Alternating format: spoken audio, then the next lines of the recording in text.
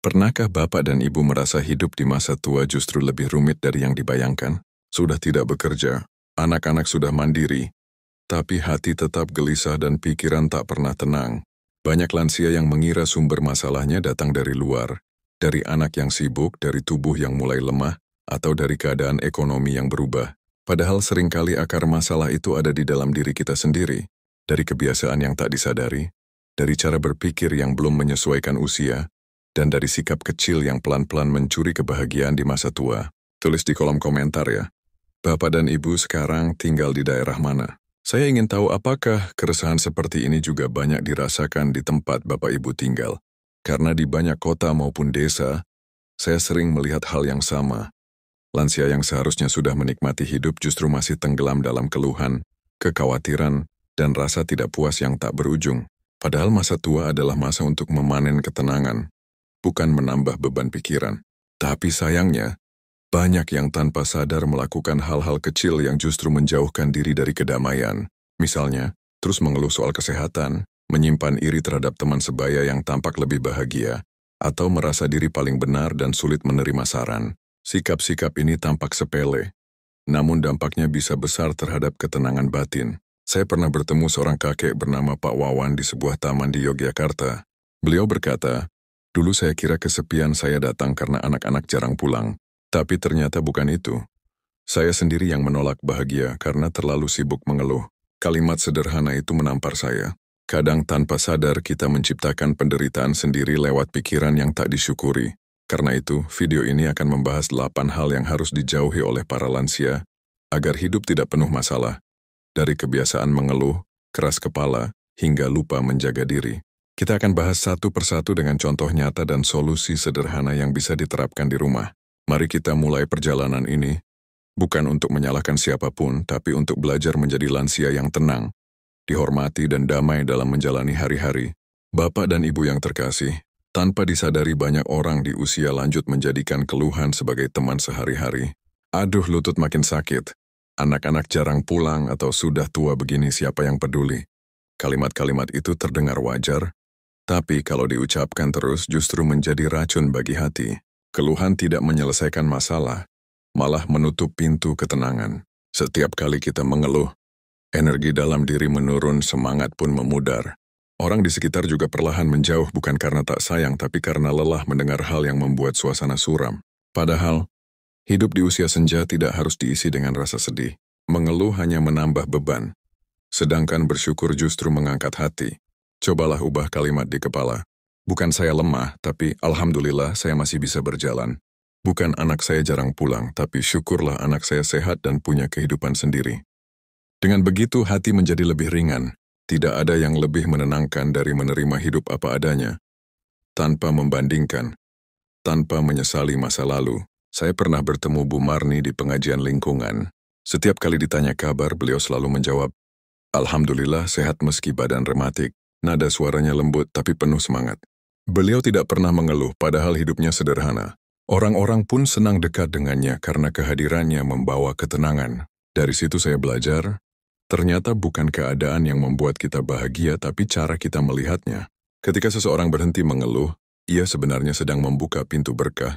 Hati yang bersyukur membuat tubuh lebih sehat, wajah lebih cerah dan hidup terasa ringan.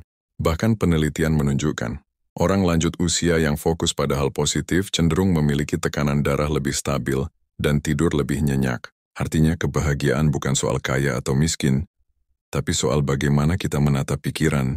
Jadi mulai hari ini mari belajar mengurangi keluhan. Kalaupun terasa berat, ucapkan dalam doa bukan di depan orang lain. Jadikan lisan sebagai sumber ketenangan, bukan sumber beban. Karena setiap kata yang kita keluarkan akan kembali menjadi suasana dalam diri kita sendiri. Di segmen berikutnya kita akan bahas kebiasaan kedua yang sering merusak hubungan dengan anak dan cucu, yaitu sifat keras kepala dan merasa paling benar. Jangan lewatkan, karena ini sering tanpa sadar terjadi di banyak rumah tangga lansia. Bapak dan Ibu yang saya hormati, kadang tanpa disadari kita merasa pengalaman hidup membuat kita selalu benar. Saya sudah hidup lebih lama, tentu saya lebih tahu. Kalimat seperti ini sering muncul saat anak atau cucu memberi saran, tapi justru disitulah awal dari jarak emosional dalam keluarga. Zaman terus berubah, Cara berpikir, cara bekerja, bahkan cara anak-anak mengekspresikan kasih sayang juga ikut berubah. Kalau kita memaksakan pandangan lama tanpa mau mendengar, hubungan bisa menjadi tegang dan rumah terasa dingin. Saya pernah mengenal Pak Suryo, seorang pensiunan guru yang sangat disiplin. Beliau terbiasa mengatur segalanya, termasuk kehidupan anaknya yang sudah menikah. Awalnya niatnya baik, ingin anak hidup tertib, tapi karena terlalu keras kepala, akhirnya anaknya jarang pulang. Suatu hari Pak Suryo berkata dengan mata berkaca-kaca, "Saya baru sadar, rasa sayang tidak harus ditunjukkan dengan memerintah." Kalimat itu sederhana tapi dalam. Kadang kita baru mengerti setelah semuanya terlambat. Sikap keras kepala sering muncul dari niat baik yang salah arah. Kita ingin dihormati, tapi lupa bahwa hormat tidak lahir dari ketakutan, melainkan dari kelembutan. Anak dan cucu justru akan lebih menghargai ketika kita mau mendengar. Saat mereka bercerita tentang pekerjaannya, dengarkan dulu, jangan langsung mengkritik.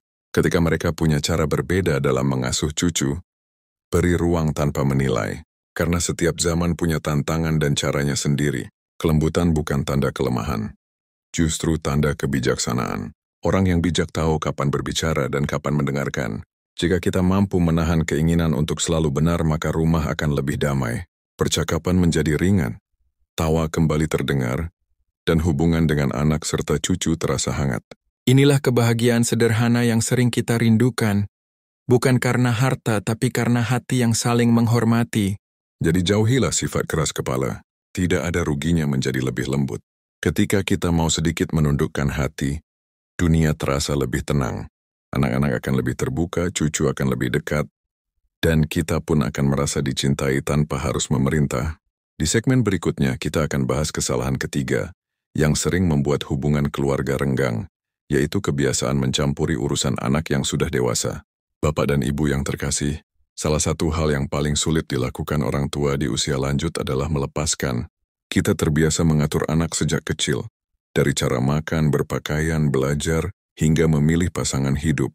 Tapi setelah mereka dewasa, kebiasaan itu sering tak ikut menua. Kita masih ingin memastikan semuanya berjalan sesuai cara kita, padahal mereka sudah punya kehidupan sendiri. Inilah salah satu sumber pertengkaran yang sering terjadi antara orang tua dan anak dewasa. Saya pernah berbincang dengan seorang ibu lansia bernama Bu Aminah. Beliau tinggal bersama anak dan menantunya di Bandung. Dengan nada lembut ia bercerita, "Saya pikir saya membantu, tapi ternyata anak saya merasa saya terlalu ikut campur." Beliau sering menegur menantunya dalam hal kecil, seperti cara memasak atau mendidik cucu. Akhirnya suasana rumah menjadi tegang. Setelah introspeksi, Bu Aminah belajar untuk lebih banyak diam dan mendoakan. Kini hubungan mereka jauh lebih harmonis.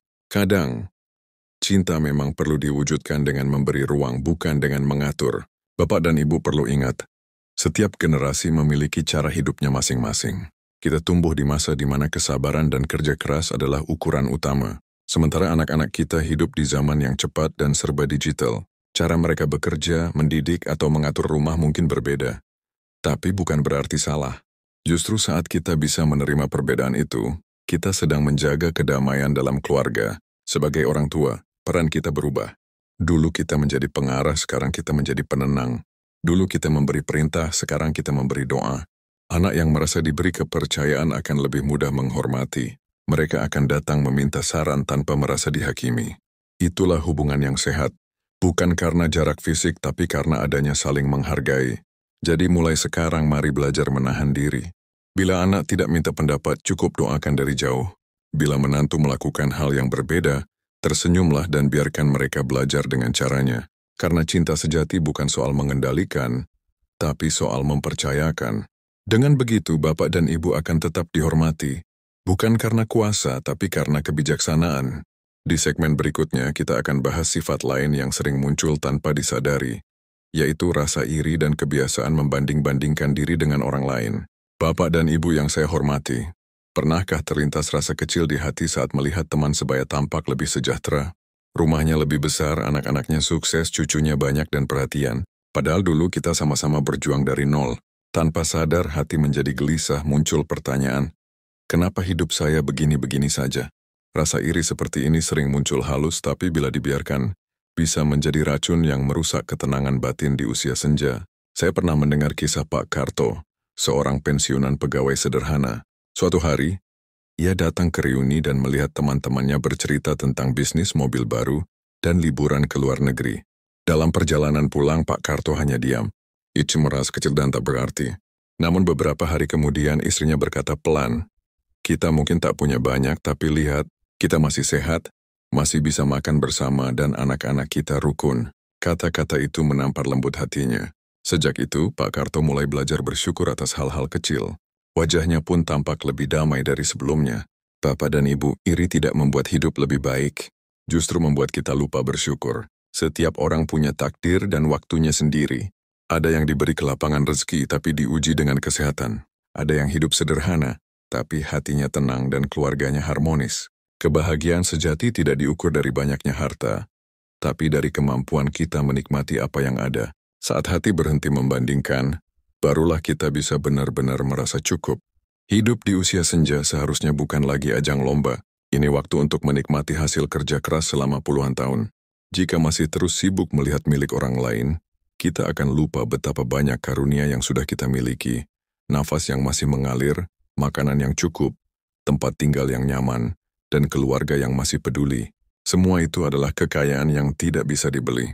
Jadi mari kita jauhi rasa iri dan kebiasaan membandingkan hidup dengan orang lain. Fokuslah pada apa yang kita punya, bukan pada apa yang hilang. Setiap kali hati mulai gelisah, ucapkan, "Saya cukup, saya bahagia." Kalimat sederhana ini bisa menjadi doa yang menenangkan. Di segmen berikutnya, kita akan bahas hal penting yang sering diabaikan. Bahaya malas bergerak di usia lanjut, yang bisa membuat tubuh dan pikiran cepat menua. Bapak dan Ibu yang saya hormati, banyak orang mengira masa tua adalah waktunya beristirahat total. Duduk di kursi menonton televisi atau tidur siang panjang dianggap tanda kenikmatan hidup. Tapi tahukah Bapak dan Ibu? Justru disitulah awal tubuh mulai melemah. Otot perlahan mengecil, sendi kaku dan jantung kehilangan kekuatannya. Tubuh yang jarang digerakkan ibarat mesin yang jarang dinyalakan. Lama-lama macet. Saya teringat cerita Pak Mahmud, 72 tahun. Pensiunan pegawai bank. Setelah berhenti bekerja, beliau lebih sering di rumah. Hari-harinya dihabiskan duduk di teras sambil menonton jalanan. Dalam beberapa bulan, berat badannya naik, lutut sering nyeri dan mudah lelah. Sampai suatu hari, dokter menyarankan jalan kaki ringan setiap pagi. Awalnya berat, tapi setelah sebulan napasnya lebih panjang dan tidurnya lebih nyenyak. Sekarang setiap pagi Pak Mahmud selalu menyapa tetangga sambil berjalan santai. Wajahnya cerah, dan yang lebih penting, semangatnya kembali hidup. Bapak dan Ibu, bergerak bukan berarti harus olahraga berat. Menyapu halaman, menjemur pakaian, atau menyiram tanaman saja sudah cukup untuk membuat tubuh tetap aktif. Kuncinya ada pada konsistensi. Gerakan ringan tapi rutin jauh lebih bermanfaat dibanding olahraga keras tapi jarang dilakukan. Tubuh yang aktif akan memperlancar aliran darah, menjaga kekuatan otot dan membuat pikiran tetap segar. Selain itu, bergerak juga berpengaruh besar pada suasana hati. Lansia yang aktif cenderung lebih ceria dan jarang merasa kesepian, karena setiap langkah kecil membawa energi positif, membuat kita merasa masih berguna dan hidup dengan tujuan. Tidak ada kata terlambat untuk memulai. Bahkan 5 menit berjalan setiap hari adalah investasi besar bagi kesehatan. Jadi jangan biarkan tubuh diam terlalu lama. Mulailah dengan hal kecil. Berdiri setiap setengah jam, berjalan di sekitar rumah, atau sekadar berjemur di pagi hari sambil tersenyum pada matahari. Ingat, tubuh yang bergerak adalah tanda bahwa kita masih diberi kesempatan untuk hidup penuh makna. Di segen berikutnya kita akan membahas kebiasaan lain yang tak kalah penting. Menjaga pola makan agar tubuh tetap kuat dan sehat di usia senja. Bapak dan Ibu yang saya hormati, banyak dari kita merasa, saya sudah tua, makan apa saja tak apa, yang penting enak. Padahal justru di usia inilah tubuh paling membutuhkan perhatian. Pola makan yang salah bisa membuat penyakit datang silih berganti. Tekanan darah naik, gula darah tak terkontrol, sendi nyeri, dan pencernaan terganggu. Semua itu sering berawal dari kebiasaan kecil. Makan tanpa aturan. Saya teringat kisah nyata seorang ibu lansia bernama Bu Ratna. Dulu beliau sangat suka makanan gurih dan manis. Setiap pagi minum kopi kental dengan gula 3 sendok, lalu makan gorengan. Awalnya tak ada masalah, tapi lama-lama tekanan darahnya naik dan badannya sering lemas. Setelah dokter menganjurkan perubahan pola makan, lebih banyak sayur, buah, dan air putih, Bu Ratna merasa tubuhnya jauh lebih ringan. Sekarang ia bahkan sering menyiapkan jus sayur sendiri sambil berkata, "Dulu saya makan untuk lidah, sekarang saya makan untuk hidup." Bapak dan Ibu di usia lanjut, tubuh tidak lagi sekuat dulu dalam memproses makanan. Karena itu, penting sekali untuk memilih yang alami dan ringan. Kurangi garam, gula, dan makanan olahan. Pilih lauk yang direbus atau dikukus daripada digoreng. Dan jangan lupa perbanyak air putih. Banyak lansia mengira haus itu lapar, padahal tubuh hanya butuh cairan. Kekurangan air bisa menyebabkan pusing, sembelit, hingga gangguan ginjal. Selain menjaga pilihan makanan, cara makannya pun berpengaruh besar. Makanlah perlahan, nikmati setiap suapan sambil duduk tenang. Jangan makan sambil terburu-buru atau sambil menonton televisi. Saat makan dilakukan dengan penuh kesadaran. Pencernaan lebih baik dan rasa syukur pun tumbuh alami. Ingat, tubuh ini adalah amanah. Dan setiap yang kita masukkan ke dalamnya akan menentukan kualitas hidup di masa tua. Jadi mulai sekarang mari makan dengan bijak. Bukan untuk memuaskan lidah, tapi untuk menjaga tubuh agar tetap kuat dan ringan. Tidak perlu diet ketat, cukup disiplin dan penuh kesadaran. Makanan sederhana yang bergizi akan membuat Bapak dan Ibu tetap bugar, segar, dan siap menikmati hari dengan tenang. Di segmen berikutnya kita akan bahas hal yang lebih halus tapi berbahaya. Pikiran negatif dan ketakutan berlebihan yang bisa mempercepat penuaan jiwa. Bapak dan Ibu pernahkah merasa gelisah tanpa alasan? Takut jatuh sakit, takut sendirian, takut anak-anak lupa, atau takut tak punya biaya? Pikiran seperti itu sering datang diam-diam di usia senja. Tubuh mungkin sehat tapi hati terasa resah setiap malam. Padahal, banyak rasa sakit di usia tua bukan berawal dari tubuh, melainkan dari pikiran yang terlalu sering membayangkan hal buruk sebelum benar-benar terjadi. Saya teringat kisah Bu Sulastri, seorang janda berusia 68 tahun yang tinggal sendiri di rumah kecilnya. Setiap malam ia sulit tidur karena takut meninggal sendirian. Ia terus membayangkan hal-hal menakutkan sampai jantungnya berdebar-debar. Namun setelah mengikuti pengajian rutin di lingkungan rumahnya, Bu Sulastri mulai belajar menenangkan diri. Ia menulis hal-hal yang ia syukuri setiap malam, seperti masih bisa bernafas, masih bisa melihat matahari pagi, dan masih bisa berdoa. Lama-lama, tidurnya menjadi lebih nyenyak dan wajahnya tampak lebih cerah. Bapak dan Ibu, pikiran negatif ibarat racun yang perlahan melemahkan tubuh. Setiap kali kita takut, hormon stres meningkat dan daya tahan tubuh menurun. Sebaliknya, pikiran positif bisa memperkuat sistem imun dan membuat kita lebih panjang umur. Karena itu, jangan biarkan ketakutan memimpin hari-hari Bapak dan Ibu. Hadapi hidup dengan keyakinan bahwa setiap fase sudah diatur dengan sebaik-baiknya oleh Tuhan. Tidak ada yang terjadi di luar kehendaknya. Isi waktu dengan hal-hal yang membuat hati ringan. Membaca, menulis, mendengarkan ceramah, atau bercengkerama dengan tetangga. Saat pikiran sibuk dengan hal bermanfaat, rasa takut akan perlahan menghilang. Ingatlah, ketenangan tidak datang karena keadaan sempurna, tapi karena hati yang percaya bahwa semuanya akan baik-baik saja. Jadi mulai sekarang berhentilah melawan hal yang belum terjadi. Nikmatilah hari ini dengan senyum dan rasa syukur. Katakan pada diri sendiri, saya aman, saya tenang, dan saya bahagia. Kalimat sederhana ini bisa menjadi doa yang menenangkan hati di setiap pagi dan malam. Di segmen berikutnya kita akan membahas satu hal yang sering menjadi akar dari kesepian lansia. Menutup diri dan enggan bersosialisasi. Bapak dan Ibu yang saya hormati, tahukah Anda bahwa kesepian di usia lanjut bisa lebih berbahaya dari penyakit jantung? Banyak penelitian menunjukkan bahwa lansia yang jarang berinteraksi sosial lebih cepat mengalami penurunan daya ingat, mudah stres, bahkan umur lebih pendek. Kesepian adalah penyakit halus yang tak tampak di wajah, tapi bisa menggerogoti semangat hidup perlahan-lahan. Coba kita lihat kisah sederhana Pak Suyono, 70 tahun, yang tinggal sendirian setelah istrinya wafat. Awalnya ia jarang keluar rumah, lebih sering duduk di pojok ruang tamu menatap foto kenangan. Namun suatu hari, tetangga mengajaknya ikut senam lansia di balai RW. Dari situlah kehidupannya berubah. Setiap minggu ia bertemu teman-teman baru, bercanda, tertawa, dan merasa hidupnya kembali berarti. Sekarang Pak Suyono bilang, bukan obat yang membuat saya sehat, tapi teman-teman yang membuat hati saya hangat. Bapak dan Ibu, manusia memang tidak diciptakan untuk hidup sendiri. Berbagi cerita, tertawa bersama, atau sekadar menyapa tetangga bisa menjadi vitamin bagi jiwa. Tak perlu takut dianggap merepotkan. Justru kehadiran kita seringkali membawa kebahagiaan bagi orang lain. Bergabunglah dalam kegiatan sosial, ikut pengajian, senam pagi, atau arisan kecil. Setiap percakapan ringan bisa menjadi jembatan untuk mengusir sepi. Yang paling penting, jangan menutup diri hanya karena usia. Dunia belum berhenti berputar. Masih banyak hal yang bisa Bapak dan Ibu nikmati bersama orang lain. entah menanam bunga, menulis pengalaman masa muda, atau sekadar minum teh bersama sahabat lama. Setiap interaksi adalah bentuk syukur bahwa kita masih diberi waktu untuk berbuat baik. Jadi jangan biarkan kesepian menjadi teman yang diam tapi mematikan.